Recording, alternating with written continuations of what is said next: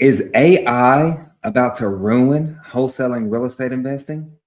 Before I dive into this topic, what is going on, everybody? I hope and pray that y'all are all doing incredibly well. Please like, subscribe, hit those notifications, all of those amazing things. And on this video, I want to talk about the incredible, powerful tool of AI. You can't turn on any social media platform, YouTube, right, and not hear somebody say something about AI, even when it comes to real estate investing.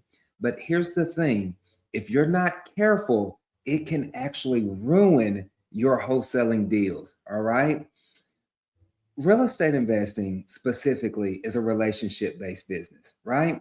And when you go and start incorporating AI, I need you to know, number one, that AI is a tool, not a skill per se, right? When you use AI, it doesn't build confidence. It doesn't read sellers' tones. It doesn't feel emotion, right? In fact, did you know that now there's more AI content being put out on social media platforms than there are actual true human content? So FYI, I'm a real person. Let me kind of pinch myself there, right? This isn't an AI YouTube channel, right? And when you start to do that, now people are going to be a lot more leery, right?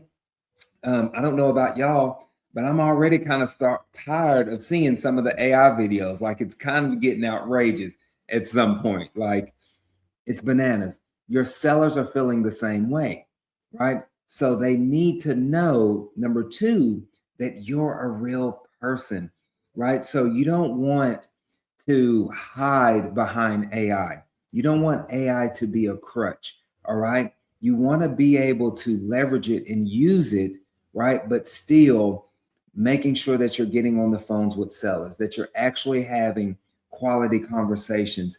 In fact, if you're able to go and actually run properties in person, you 100% should. Think about somebody like me that has a virtual operation, and I do this completely virtual. I have a lot more that I need to overcome in regards to building trust and rapport. But if you or somebody in their backyard that goes and sits with them, that goes and has a conversation with them and sees them belly to belly, eye to eye, you are going to build a lot more trust and rapport than I am over the phone. Okay. Not only that, but I found that when you go and actually meet the sellers in person, you typically get these properties at a much bigger deal, right? And another reason why I think that AI could potentially harm wholesaling is that everybody starts to sound the same, right? You're going into AI, you're writing cold calling scripts, you're writing text messaging scripts, you're writing the same follow-up messages, the same phrases, the same structure, right? Everybody that's using AI is not going to stand out, right? They need to know that you are different from everybody else. What's going to differentiate, am I saying that right? Your text message from the other person's text message that sends AI, right? And my messages too. Now, just for example, I let them know, like, hey, this isn't AI. This is a real person. I just want to touch bases with you to see if you're open to a cash offer on your property.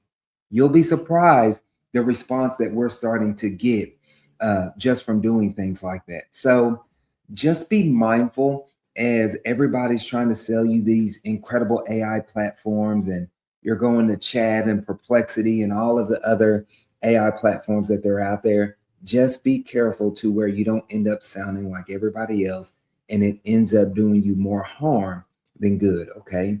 AI cannot replace human interaction and building true trust and rapport. So I hope this was helpful. I just kind of wanted to shine a different light on some of these AI platforms so you don't get caught up in that whole whirlwind of things. But y'all have a blessed one. See you on the next one.